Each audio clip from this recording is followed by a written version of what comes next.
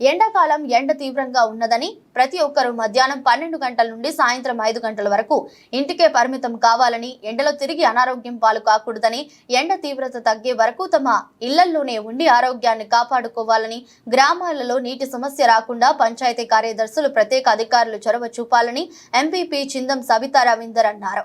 నార్సింగ్ మండల కేంద్రంలోని ఎంపీపీ కార్యాలయంలో మండల సర్వసభ్య సమావేశం ఎంపీడీఓ చిన్నారెడ్డి ఆధ్వర్యంలో ఎంపీపీ చిందం సబితా అధ్యక్షత నిర్వహించారు. గ్రామాలలో ఉన్న పలు సమస్యలను ఎంపీటీసీలు అధికారులు తీసుకువచ్చారు.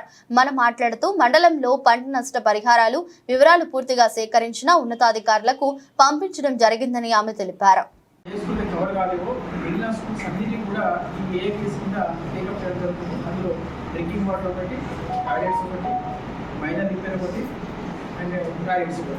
ఇవన్నీ కూడా అంటే రిపేర్ పనులు జూన్ 11th వరకు కంప్లీట్ కావాలని కూడా ప్రభుత్వం కూడా ఆదేశాలు జారీ జరిగింది. కాబట్టి అన్ని ప్రతి పాఠశాలలో అకౌంట్స్ సీపీగా జరిగింది సార్. మరి వాటిని కూడా అమౌంట్ కూడా జమ కావడం జరుగుతుంది. తర్వాత నార్సింగ్ మండలంలో ఎంఈఓ ఆఫీస్ కోసం అని చెప్పేసి 10 గుంటల ల్యాండ్ కూడా సార్ సర్వే చేసి ఇవ్వడం జరిగింది. అది దూరం ఉందని చెప్తా ఉన్నారు. కాంట్రాక్ట్ కూడా రావడం లేదు. మరి ఆ ఎంఆర్సీ బిల్డింగ్కి 40 lakhs కూడా శాంక్షన్ కావడం జరిగింది. సర్వశిక్ష అభియాన్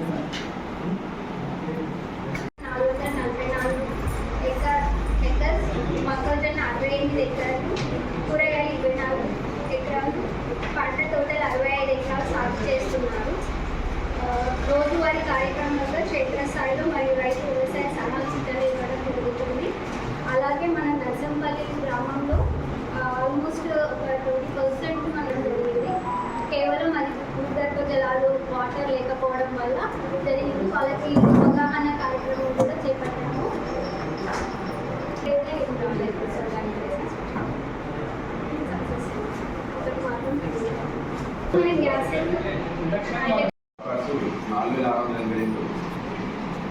దీంట్లో పనిచేసే జాబ్ కార్డులు 3,872. దీంట్లో పనిచేసే కూలీలు 5,618. 2023-24 ఆర్థిక సంవత్సరానికి సంబంధించి టోటల్గా ఎన్ఆర్ఈజెస్ మరియు ఫారెస్ట్ పిఆర్ ఇందుకు సంబంధించిన ఎక్స్పెండిచర్ టోటల్గా 5,60,00,000. దాంట్లో కూలీల ఖర్చులు 3,13,00,000. మెటీరియల్ సంబంధించి 2,13,00,000. ఇప్పటివరకు జనరేట్ అయినటువంటి పని దినాలు అంటే ఇప్పటివరకు ఎన్ని పని దినాలు కల్పించినామంటే 1,52,518 పని దినాలు మనం కల్పించడం జరిగింది. దీంట్లో 488 జాబ్ కార్డులు అందులో కంప్లీట్ అయ్యాయి. దీంట్లో మనం యావరేజ్ వేజ్ తీసినామంటే మన మండలంలో 215 రూపాయలు ఇస్తున్నాం ఖచ్చితంగా. ఇంకోటి ఏంటంటే ఈ ఎల్ఐసి వచ్చినప్పటి నుంచి పర్ఫార్మెన్స్ పారామీటర్లో ర్యాంక్ తీసుకుంది మేడం. మన మండలం జిల్లాలో ఫస్ట్ ర్యాంక్ వచ్చింది. జిల్లాలో ఫస్ట్ ర్యాంక్ 6th ర్యాంక్ మన మండలం వచ్చింది. టోటల్ పారామీటర్స్ కూడా దీంట్లో ఇంకోటి ఏంటంటే అందరి సపోర్ట్ ఉండడం వల్ల వచ్చిందనే సౌకర్యంగా తెలియజేస్తున్నాను. ఇదే విధంగా మేము కొనసాగిస్తాం సార్.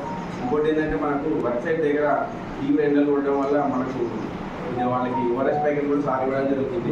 ఇంకొకటి కూడా రిక్వెస్ట్ చేసిన నేను ఇది ప్రతి జీపీకి ఒకటి ఫస్ట్ ఎయిడ్ బాక్స్ ఉండాలని సార్ ఇవ్వడం జరిగింది మేడం. మీరు కూడా ఒకసారి ఎక్కడ బాగుంటుంది.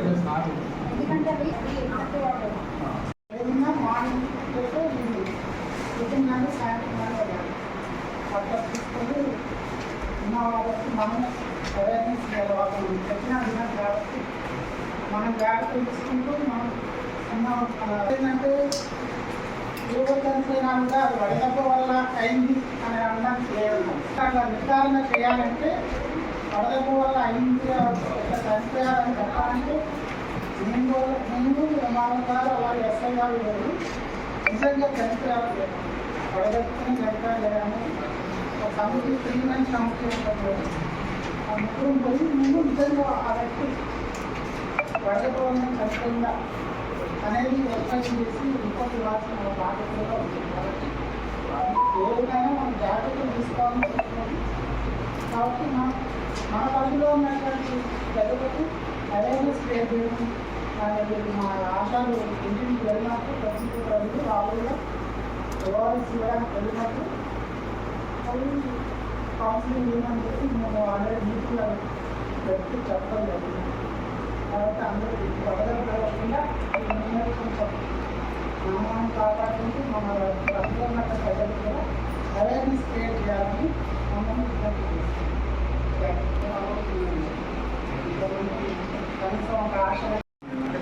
ఈ 2 నెలలు మనకు ఏం లేదంటే డ్రింకింగ్ వాటర్ ప్రతి ఇంటికి మనము మిషన్ భగీరథ వాటర్ ఇచ్చినా కానీ సరైన విధంగా రావట్లేదు కాబట్టి సో మీరు ఖచ్చితంగా పంచాయతీ కార్యదర్శులు స్పెషల్ ఆఫీసర్లు ప్రతిరోజు మనకు కావాల్సిన నీరు ఉంటుంది. ఒకటి మిషన్ భగీరథ లేదంటే మన లోకల్ సోర్స్ లేదంటే ట్యాంక్ ఎట్టి పరిస్థితుల్లో ఏ విధంగా అయినా తప్పకుండా నీరు ఇవ్వాలి. నీరు రానప్పుడు సంబంధిత గ్రిడ్కి మనము ముందు గ్రిడ్కి సంబంధించిన వాటర్ సప్లై ఏమైతే వాటర్ మ్యాన్ ఉంటుందో ఆయన కాంటాక్ట్ కావాలి. సో నీరు రాలేదని మనం ఊరుకుంటే ఏమవుతుంది, అక్కడ ఉన్న విలేజెస్ అనేది ప్రాబ్లం. గ్రిడ్ వాటర్ మనం చెప్పింది ఏమైనా తేడా ఉన్నప్పుడు మనం ఏం చేయాలి, వెంటనే వాళ్ళు ఏం చేయాలి, అప్పుడు ప్రాబ్లం అంటే మాకు చేయండి, మేము ఏం చేస్తాము కలెక్టర్ గారు అదేవిధంగా మన ఇంట్లో ఏ గారు కాబట్టి వాళ్ళు కూడా ఫస్ట్ ఏదైనా డ్రింకింగ్ వాటర్ ఎక్కడ కూడా ప్రాబ్లం రాదు. సో ముందుగా ఏదైనా మన గ్రామ పంచాయతీలో ఫండ్ ఉంటే మేడం ఏం చేస్తామంటే రిపేర్స్ అవన్నీ చేయిస్తుంటే స్పెషల్ ఫండ్ కలెక్టర్ గారు ఆ ప్రాబ్లమ్ దృష్టిలో పెట్టుకుని ఇస్తాం. రెండోది ఏంటంటే డాక్టర్ గారు చెప్పినట్టు హీట్ వేవ్స్ ఎండాకాలం కాబట్టి చాలా ఎండలు మనకు 3-4 డిగ్రీలు మధ్యాహ్నం 12 గంటల నుంచి సాయంత్రం 4 గంటల వరకు ప్రతి ఒక్కరూ రైతులైనా కూలీలైనా ఎంప్లాయీస్ అయినా ఎవరైనా కూడా ఎండలో తిరగకుండా ఖచ్చితంగా ఇంట్లో ఉండే విధంగా మనం గ్రామాలలో అవేర్నెస్ కల్పించాలి. సో మన మీ డిపార్ట్మెంట్ల సిబ్బంది కూడా బయటకు వెళ్తే క్యాప్ పెట్టుకోవడం కానీ లేకుంటే టవల్ కట్టుకోవడం అంటే ఇన్ని ఎమర్జెన్సీ కేసు మన మల్టీపర్పస్ వర్కర్స్ కూడా పనిచేస్తే కూడా వాళ్ళకు కూడా ప్రికాషన్ ఇస్తూ చేయాలి. సో ఏదైనా జరిగింది వడదెబ్బ వచ్చింది అనుకోండి ఏం చేయాలి, మనము ఓఆర్ఎస్ ప్యాకెట్స్ ఉన్నాయి, అది ఏంటంటే లిక్విడ్ చేసుకొని కొంచెం సిప్ చేయాలి. మొత్తం గ్లాస్ కలుపుకొని గ్లాస్ సహాయం కాదు. సో కొంచెం సిప్ చేస్తూ మెల్లగా నార్మల్ స్టేజ్కి వచ్చిన తర్వాత ఇంకా మిగతా లిక్విడ్గా తీసుకోవాలి. సో ఒకవేళ ఓఆర్ఎస్ ద్రవం అందుబాటులో లేకుంటే గ్లాస్ నీళ్ళల్లో 1 స్పూన్ షుగర్ సాల్ట్ వేసుకొని కలిపి అది కూడా సేమ్ ఓఆర్ఎస్ ద్రవం ఎంత తాగుతారో అదేవిధంగా మనము మెల్లమెల్ల తీసుకోవాలి. అంటే మనం తొందరపడకుండా అది చేసుకొని లేదంటే ఇక మన ఎండలు వచ్చిన తర్వాత ఎక్కువ నీళ్ళు తాగడం ప్రాబ్లం ఉంటుంది. సో ఇవన్నీ జరిగినా కూడా ఏమైనా ఇబ్బంది అవుతే మన వెబ్సైట్కి తీసుకెళ్ళాలి. గ్రామంలో కూడా మనము ప్రతి ఇంటిలో చలివేదనం ఏర్పాటు చేసుకోవాలని చెప్పినాం. అది కూడా చూడండి, మన నర్సరీలు అన్నింటినీ కూడా ఇప్పటివరకు బాగానే ఉన్నాయి. వాటిని ఎండాకాలం కూడా ప్రాబ్లం కాకుండా చూసుకోండి. మోడల్ కోడ్ కండక్ట్ అనేది అమల్లో ఉంది. ఈ గ్రామ స్థాయిలో ఎవరు కూడా పాలిటిక్స్ అంటే డైరెక్ట్ ఇన్వాల్వ్ కాకుండా డీలర్స్ కానీ మిగతా ఐటెక్ సిబ్బంది కానీ ఎవ్వరు కూడా తెలుసు. మనం మే 10 వరకు మోడల్ కోడ్ ఉంది కాబట్టి మన కార్యక్రమం మనమే చేసుకోవాలి. ఏవి పొలిటికల్ ఖర్చులో ఉంటుంది. సో మరి అన్నీ మనకు ఏ డిపార్ట్మెంట్లో మనకి ఇన్వెస్ట్మెంట్ కార్యక్రమంతో పాటు ప్రత్యేక అధికారులు కూడా ఏంటంటే విలేజ్లో ఉన్న ప్రాబ్లమ్స్ మరొక 2 విలేజ్లు ఏంటంటే నాకు ఎన్నో పనులున్నా ఆ గ్రామాలలో ప్రాబ్లం చూసుకుంటూ చేస్తున్నాం కాబట్టి ఎక్కడ కూడా మరి ఎలాంటి ప్రాబ్లం లేకుండా చూడండి.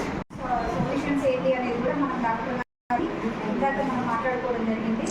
విలేజ్లలో ఖచ్చితంగా ఫస్ట్ ఏంటంటే ఆరోగ్యం ఉంటేనే మనం ఏ వర్కైనా చేసుకోగలుగుతాం.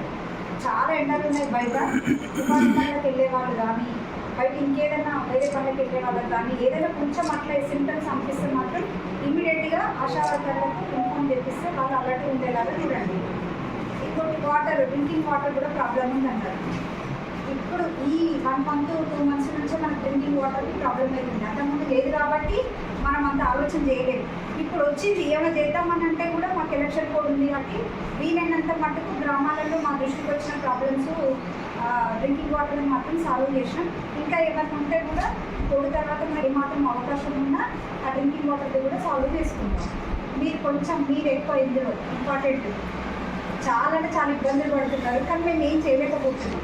మనకున్న దాంట్లో కింద మన ఎంపీ వాళ్ళు చెప్పిన వాటర్ ట్యాంక్ కానీ లేదంటే ఊర్లో ఉండే బోర్లు కృష్ణపేట వాటర్ తక్కువ ఊళ్ళో ఉండే బోర్లు మండల ఫస్ట్ నుంచి మేమన్నా దాన్ని సాల్వ్ చేద్దామన్నా కానీ ఎలక్షన్ కోడ్ ఉంది కాబట్టి ఇప్పుడు ఏం చేయలేకపోతున్నాం. కాబట్టి ఉన్నంతలోనే కొంచెం దయచేసి అక్కడ ఉన్న స్పెల్ ఆఫీసర్స్ కానీ పంచాయత్ సెక్రటరీ కానీ ఎంపీఓ కానీ ఆ సంబంధించిన అధికారులు ఎవరైనా ఉన్నా కానీ కొద్దిగా ఆ దృష్టికి మీరు తీసుకొని ఏదో ఒక రకంగా వాళ్ళకైతే ఫస్ట్ డ్రింకింగ్ వాటర్కి ఇబ్బంది లేకుండా మీరు జాగ్రత్త పడాలని ఈ సందర్భంగా కోరుకుంటున్నాను.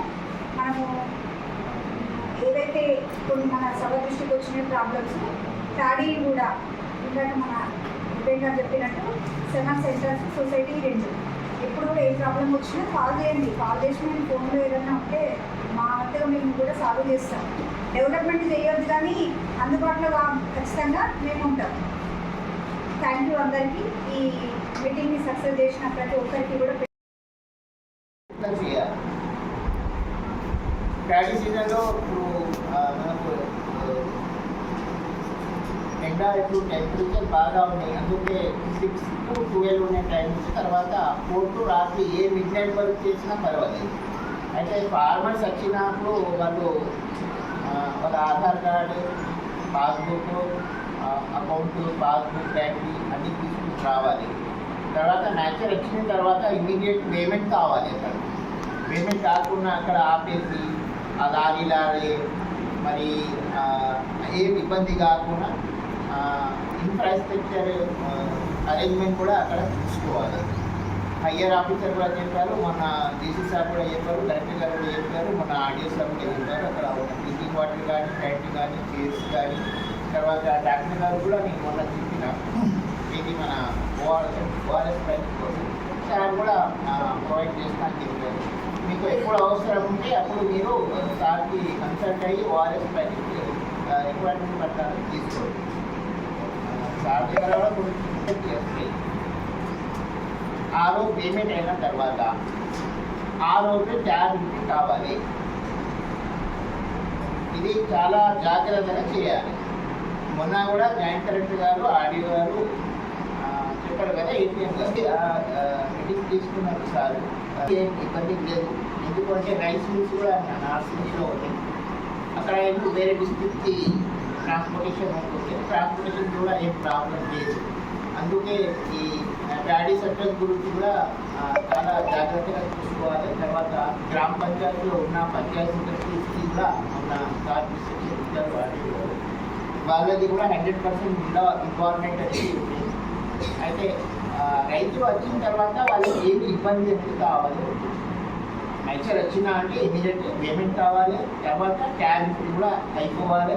వాళ్ళ దగ్గర కనెక్టెడ్ డాక్యుమెంట్స్ ఏముంది అది తీసుకొని 3 డేస్లో మనం ఇమీడియట్ మనం ప్రాసెస్ చేయాలి. తర్వాత ఆ పోయి మనీ మన దగ్గర నుంచి మళ్ళీ లాగిన్ టీఎంసీఎస్ఎఫ్లే కానీ, డిఎస్ఓ కానీ, మళ్ళీ గవర్నమెంట్ లెవెల్లో ఏమైనా ఉంటే దానికి మనం ఏం చేయరు. కానీ మన దగ్గర ఎలాంటి పెండింగ్ అనేది ఉండాలి. ఈ మండలంలో టోటల్ 30 ఎఫ్టీ షాప్స్ ఉన్నాయి. టోటల్ కార్డ్స్ 4,984 ఉన్నాయి. తర్వాత టోటల్ యూనిట్స్ 16,586 ఉన్నాయి. Total allotment 887 and 80 kg total rice allotment. ఈ ప్రతి నెల ఆన్లైనే వస్తాయి.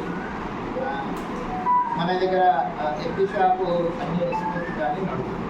Thank you.